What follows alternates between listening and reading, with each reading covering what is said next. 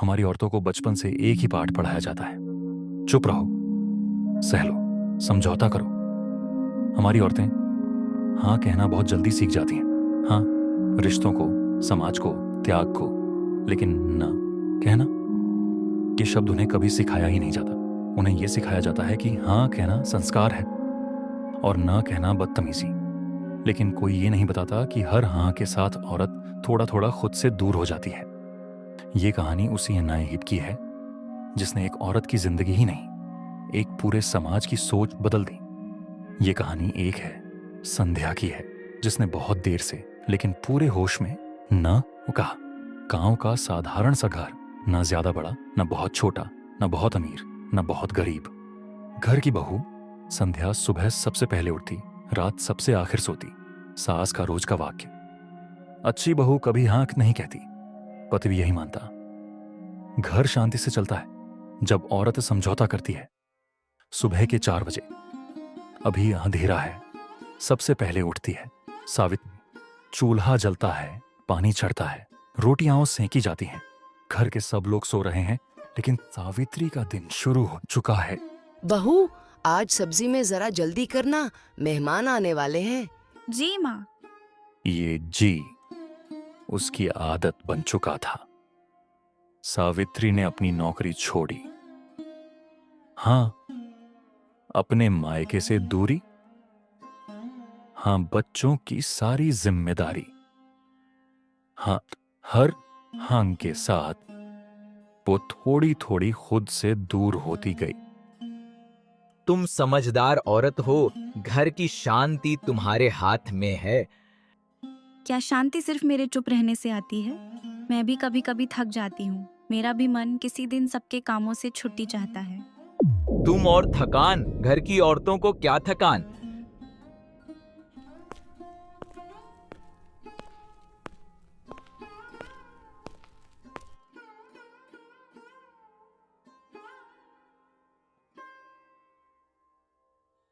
माँ, आप कभी ना क्यों नहीं कहती?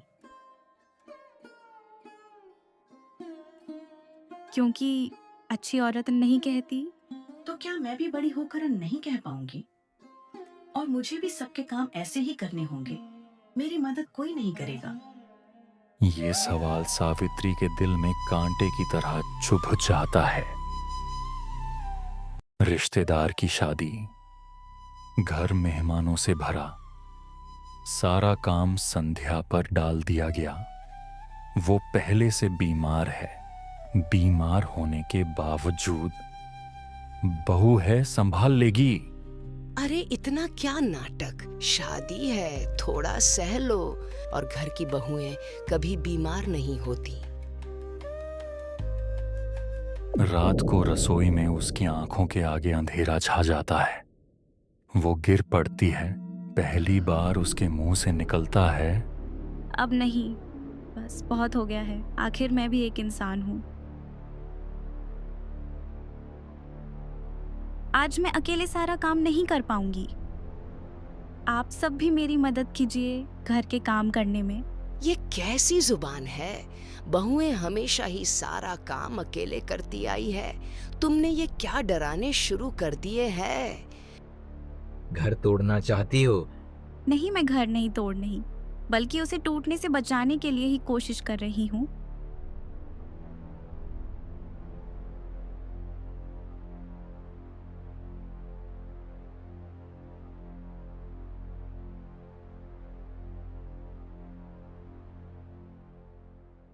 ये उसका पहला ना था और पूरा घर हिल गया। संध्या के न कहने के बाद घर शांत नहीं हुआ। गांव में तूफान उठा, कुएं पर बातें होने लगीं। बहू जबान चलाने लगी है, ऐसी औरतें घर खराब कर देती हैं। अकेली पड़ जाओगी, कोई साथ नहीं देगा, मत पड़ो इन फिजूल की बातों में। अकेली होकर जीना गलत, साथ से बेहतर है। आखिर कब तक हम खुद को ऐसे ही खत्म करती रहेगी? संध्या के न कहने के बाद घर शांत नहीं हुआ। गांव में तूफान उठा, कुएं पर बातें होने लगीं। आज काम से मना कर रही है। ऐसी औरतें आग लगा देती हैं घर में। सावित्री पानी भरते हुए सुनती रही। पहले ये बातें उसे तोड़ देती थीं, लेकिन आज उसके भीतर एक अजीब सा ठहराव था।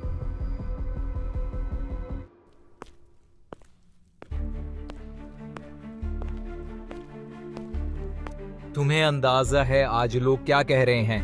हाँ, सालों से सुन रही हूँ। तो अब क्यों बदली हो?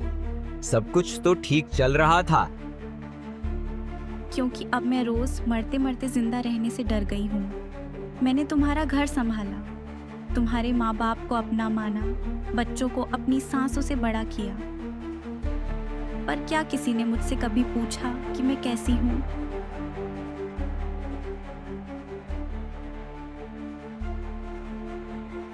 जैसे ही गांव में ये बात फैली तो कुछ ऐसे पुरुष जो ऐसी बेतुकी बातों में समाज को फंसाकर अपना हित साधते हैं, उनको खुद के लिए खतरा महसूस हुआ और आनन फानन में ही पंचायत बैठाई गई। तुम्हें भी बुलाया है? अब तो इज्जत मिट्टी में मिल जाएगी। बहू, तूने ये सही नहीं किया।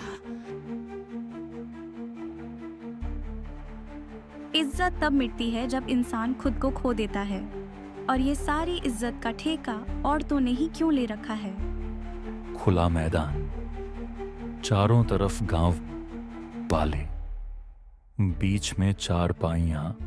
सरपंच गला साफ कर कहता है, सावित्री, कहा जा रहा है तुम घर का काम करने से इनकार कर रही हो। हमारी बहुएं सालों से अकेली ही सारे काम करती आ रही हैं। अब घर के काम भी पुरुष करेंगे। औरत का काम केवल घर संभालना है। औरत को घर की मर्यादा में रहना चाहिए। हर बहू करती है, इसीलिए गलत सही नहीं हो जाता।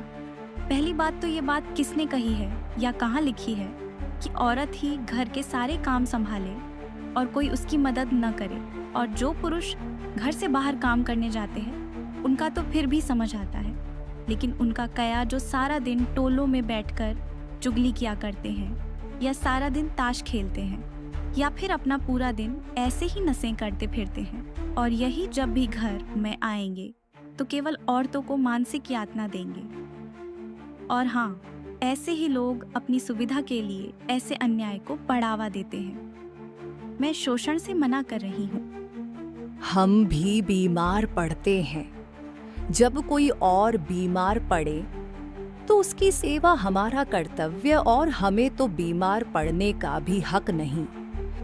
अब पंचायत सिर्फ संध्या की नहीं थी। मर्यादा तब टूटती है जब औरत को इंसान नहीं, मशीन समझा जाए।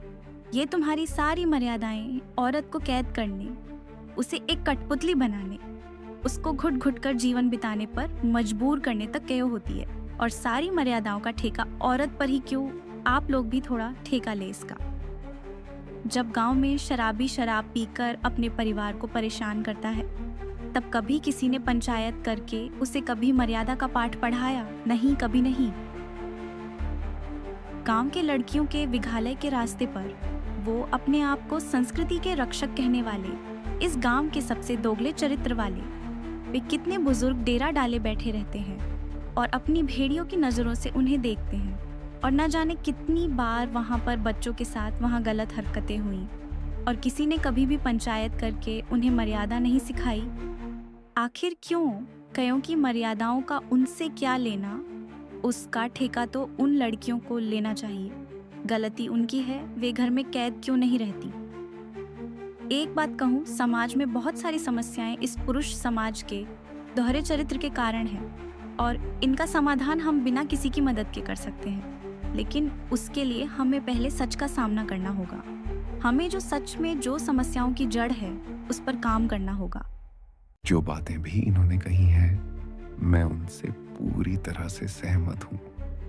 न जाने कितनी बार हम सब दोस्तों ने उन बुजुर्गों को रोकना चाहा, लेकिन हर बार हम कुछ नहीं कर सके, क्योंकि वो अपनी उम्र का फायदा उठाकर वापस हमें ही गलत ठहराने लगते हैं। इसका समाधान बेटियों को कैद करके नहीं, बल्कि उन्हें सुरक्षित माहौल देकर निकलेगा।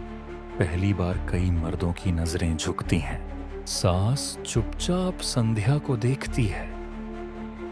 उसकी आंखों में गुस्सा नहीं, पछतावा है और एक खुशी भी। पंचायत कोई सजा नहीं देगी, लेकिन घर के काम सब मिलकर बांटेंगे। और खासकर वो पुरुष जो सारा दिन कुछ भी नहीं करते, वे तो घर के कामों में सहारा देंगे। जा, आज गांव में कई घरों में एक नई सुबह है। उस घर की औरतों को पहली बार एक इंसान समझा गया है।